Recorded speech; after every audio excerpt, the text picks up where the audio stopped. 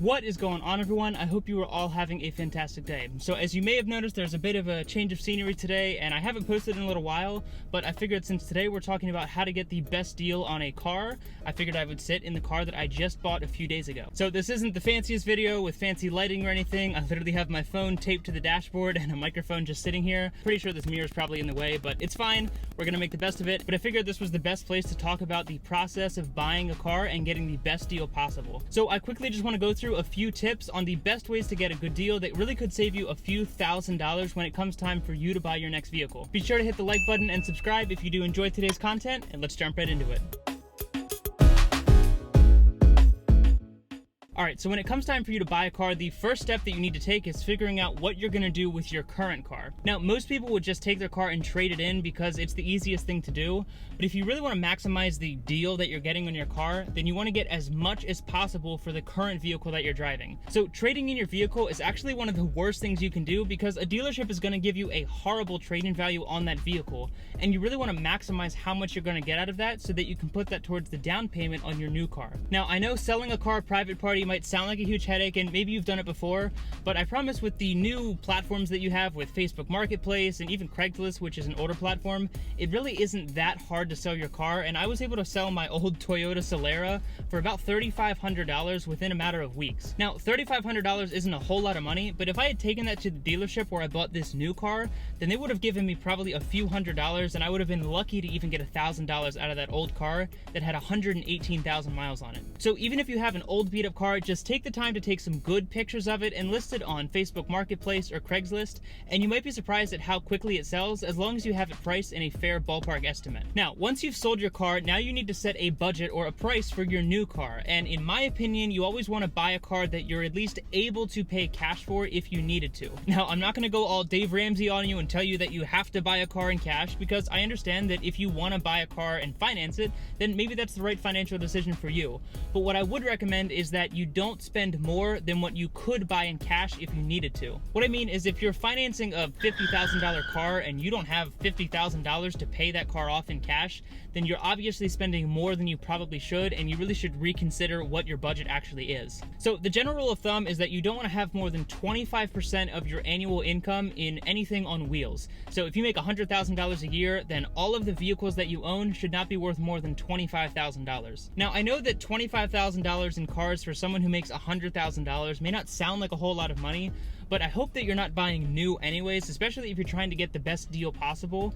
So $25,000 really can get you a great vehicle or two separate vehicles if you really buy used and find a great deal. So whether you're buying cash or financing the vehicle, just make sure that you have enough money to pay it off immediately if you do decide to finance. Now, unless you're in some crazy circumstance that you really don't drive a lot of miles or something, I would never ever recommend leasing a car, because you're really just throwing money down the drain. Another good thing to do when you're setting your budget is to calculate the expected depreciation on the car that you want to buy. For example, I bought a 2016 Mazda 6 Grand Touring with about 34,000 miles on it, and I was able to figure out how much this will be worth in about 5 years with the depreciation calculator that I found online. And if you do want to use that, I'll leave a link to one down in the description below. So from there, you'll be able to figure out how much you'll be able to sell the car for in 5 years or whenever you decide to sell, and figure out how much it'll actually cost you to own the car each year. So once you set your price, you need to stick to it, because just like buying a house or any other large purchase, it's easy to go a little over and then a little past that and a little past that, and before you know it, you just talked yourself into a purchase that is way beyond what you ever wanted to spend. So now that you've sold your car and you have a budget set, it's time to go in and start deciding what kind of car you want. Now, unless you really love cars like myself, then you're probably not looking for a particular make or model,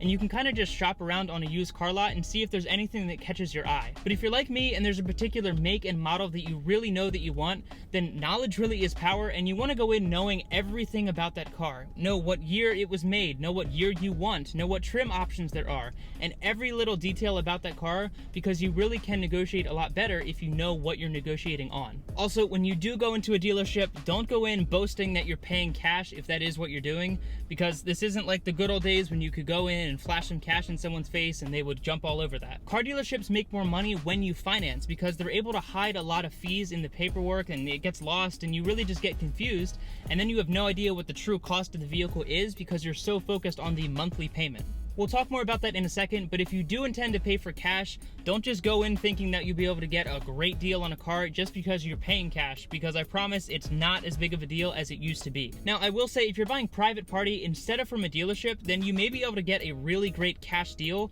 by making a cash offer to that individual, because they may just want to get quick cash and get rid of their car fast. So it's important to read the room and read your situation and figure out if a cash deal is really in the best interest of the seller of that vehicle. I personally have used credit unions to finance just because they typically have lower interest rates, but maybe you already have a well-established relationship with your bank, but you want to shop around and find the best rate possible, because you can get a loan from somewhere that isn't necessarily your home bank. So now that you're shopping around on the lot, you know how you're going to pay for the car, and you've started the negotiation process a little bit, don't fall in love with one particular vehicle. In my case, I knew that I wanted a blue Mazda 6 with this parchment interior, but I knew that I couldn't fall in love with just one car, because otherwise I would pay way more than I needed to, especially if the salesman knew that that was the exact car that I wanted. So even if you're on a car lot and you find a car that you really like, you need to keep your composure, and also don't be afraid to walk away and look for that vehicle elsewhere, because you may be surprised once you find what you like, you might start seeing them pop up everywhere. Now, as far as negotiating the price, and this goes for any kind of large purchase in your life,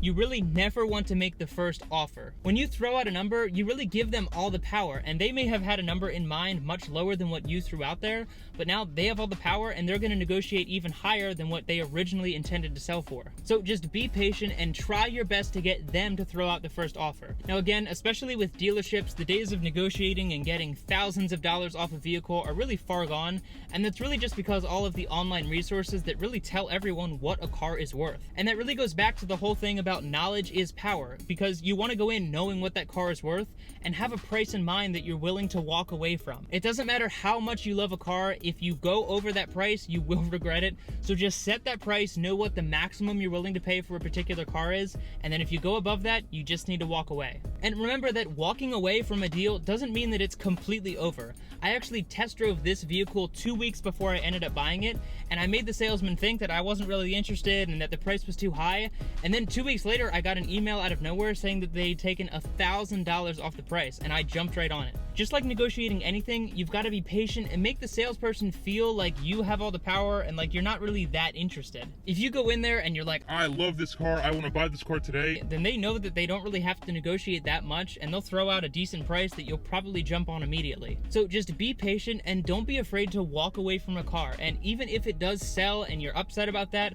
I promise there are plenty of other vehicles out there and you will find the right car for you. And also, this is kind of an old school tactic, but don't be afraid to print out other listings of cars and have them physically in your hand when you go to the dealership. I know this might sound a little odd, but even just sifting through those other options will really make the salesperson sweat a little bit and make them feel like you genuinely do have other options, even if you love the car that they are trying to sell you. Now, once you do settle on a price, it's really important that you ask for the out the door cost. And what that means is it's the cost of the vehicle after they add all the taxes, titles, and all of the other random fees that a lot of dealerships often charge. For example, I bought this car for $15,000, and that is a fantastic deal considering Edmunds and Kelley Blue Book had it at $19,000. But after all the taxes and titles and all of those fees and everything, it actually was about $17,000, which is still a great deal, but that's why it's so important for you to ask for the out the door cost so you know exactly what you're going to be paying and there's no surprises when you go to sign all the paperwork. Now that brings us to another good point, and that is don't be afraid to negotiate on those fees.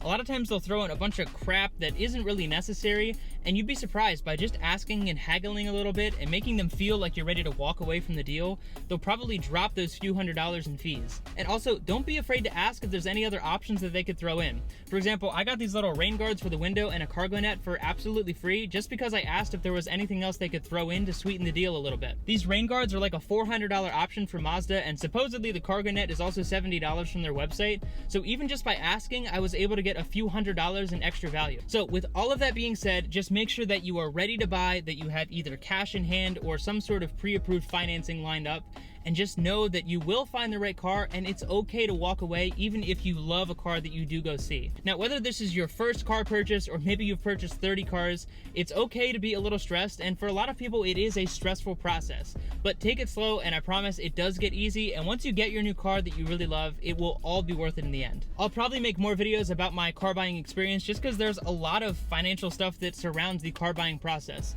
But if you do have any questions, feel free to leave them down in the comment section below, and I will be sure to get back to you. And of course, hit the like button and subscribe if you did enjoy today's video. Thank you so much for your time. I seriously appreciate it so much. Take it easy, and I'll see you in the next one.